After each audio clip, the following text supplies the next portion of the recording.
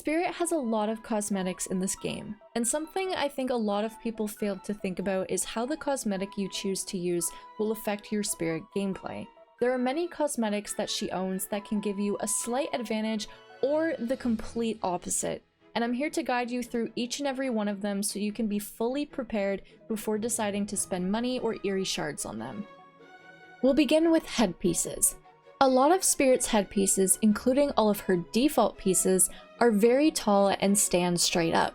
This means that they're very easy to see over tiles. This doesn't matter too much since most of the time you'll be phasing to injure or down a survivor anyway, but for those moments when you might need to play as an M1 killer, say you're waiting for your recharge, it will definitely make a difference. This includes cold dead eyes, all of the smeared tears headpieces, so ashy, rotten, muddy, ice cold, and bloody, Kumadori, ghastly legacy, frosty eyes, cold dread, crimson overflow, bloody spirit, the 5th anniversary crown, spirit's mask, as well as fused demon.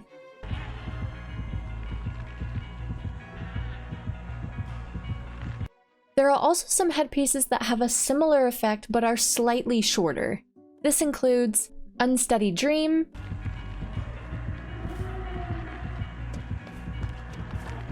Unfulfilled Wishes,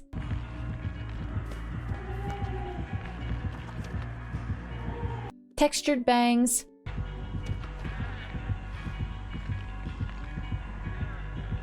Sparkling Fire,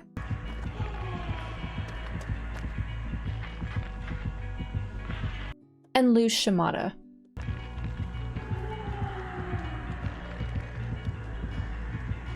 To a similar effect, Spirit has many headpieces that are tall, not as tall as the ones previously mentioned, but still tall enough to see over tiles, as well as more loose headpieces, meaning they don't consistently stand straight up, but they alternate between being pointed down, making her shorter, and being pointed up, making her as tall as the other ones I mentioned in the previous point. The taller ones include Wintry Wrath,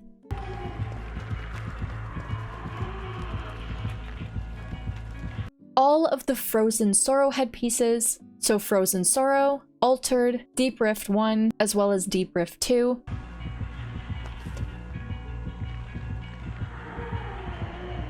Flowery Hair,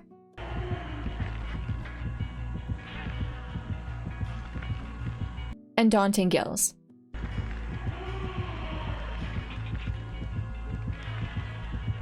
The loose ones include Golden Jaw,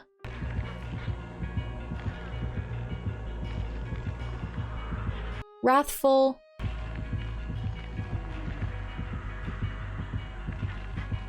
as well as Teeth of Wrath.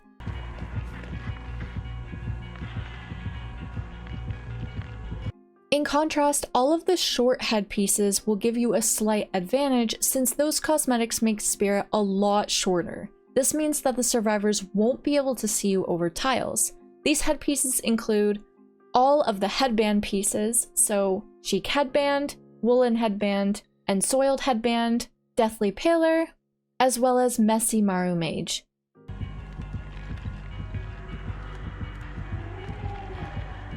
The last headpiece that I wanted to mention is Oversized Beach Hat. Although it has a similar characteristic to the other short headpieces that inevitably make Spirit a lot shorter in height, it is worth noting that this headpiece makes Spirit very wide. So even though she's a lot shorter, it is a lot easier to see her around corners or walls. Now, moving on to swords.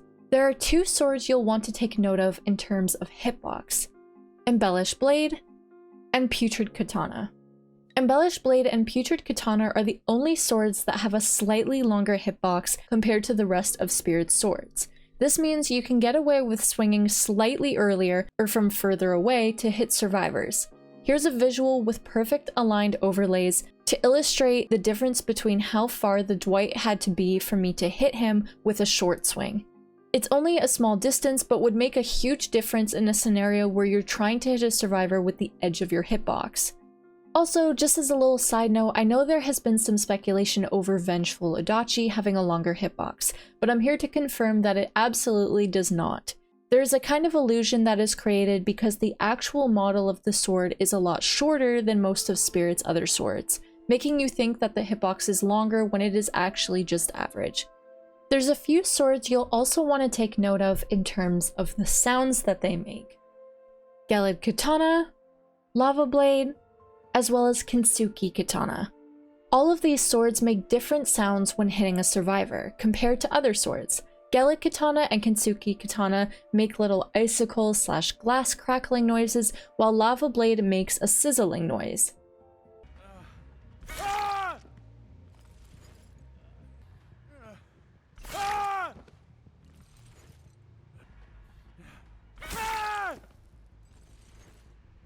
Moving on to body pieces, I wouldn't say there's any body piece that really gives you a huge advantage, but it is worth noting that certain kimono body pieces take up way more space on your screen than others. This can make it difficult to see a survivor that's really close in front of you and can just be a bit distracting from the things on screen you're trying to pay attention to.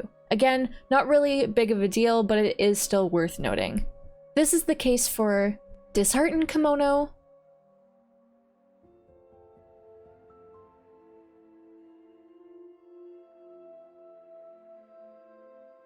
Ragged Burial Kimono. This is definitely the worst one for how much space it takes up on your screen.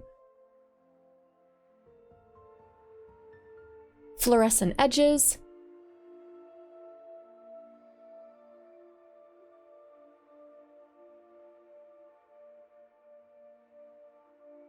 Embers Kimono.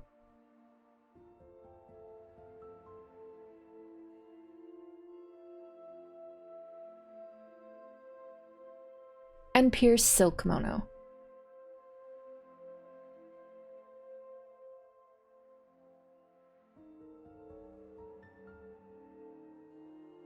Other than that, the only body piece I need to warn you about is Fractured Kimono. This is the only body piece that exists that makes noise. Whenever you enter or exit phase, it makes little glass/crackling noises. Some people dislike this body piece, myself included, because they find the noises distracting when they're trying to listen to audio. So I'd recommend maybe staying away from using this body piece while you're especially learning Spirit, but also if you just don't want other audio clouding your tracking.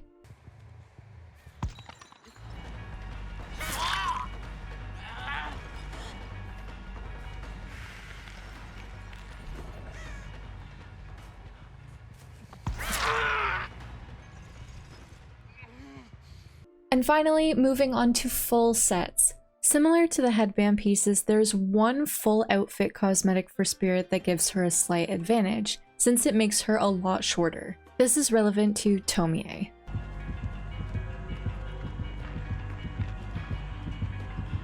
Talking about Tomie in particular, there's been a lot of stipulation on whether the Tomie cosmetic is pay to win or not. And while I will say that it certainly was when it was first released due to the husk bug that existed at the time for every other cosmetic, it no longer gives you that kind of advantage. The only advantage that the Tomie skin could provide currently is that her breathing is slightly quieter from the survivor's POV.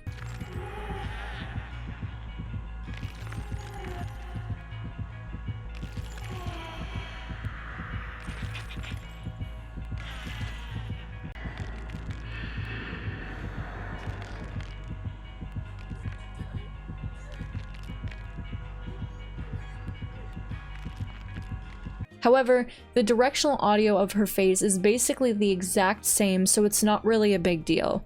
Another thing worth noting about the skin, however, is her breathing from the killer's perspective, particularly when you're not in phase.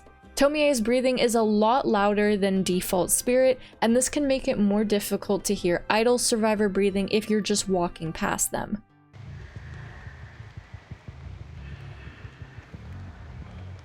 Lastly, Tomie is also the only Spirit cosmetic to have voice lines, or rather laughing. These voice lines take place after you injure, down, or hook a survivor, so you'll hear them a lot while playing her. This is important to know as I've heard some people say that they find them too repetitive and annoying. I personally love them, but regardless, they're worth being aware of before deciding to purchase the skin.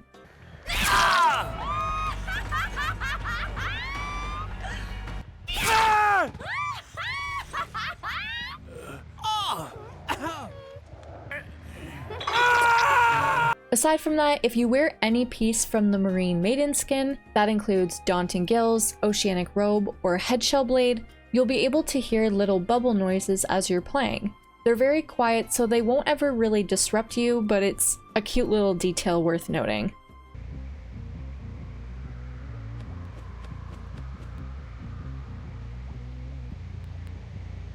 And finally, much like some of the body pieces I already covered, the Nightmare Serpent and Nightmare Serpent Deep Rift take up much more space on your screen than others. They are also in the category of the taller headpieces that I mentioned, so you will be seen over tiles. Again, not really a big deal, but it is something to note.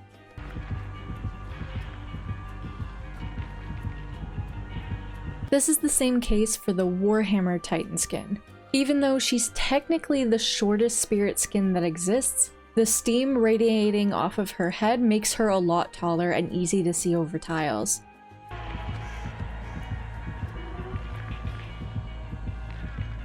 And that's it. I hope that this was helpful and thank you so much for watching. I'm excited to keep making these guide videos for my written spirit guide in between my normal vids, so make sure to let me know in the comments which ones you're looking forward to the most. Can't wait to see you in the next one, but until then, take care.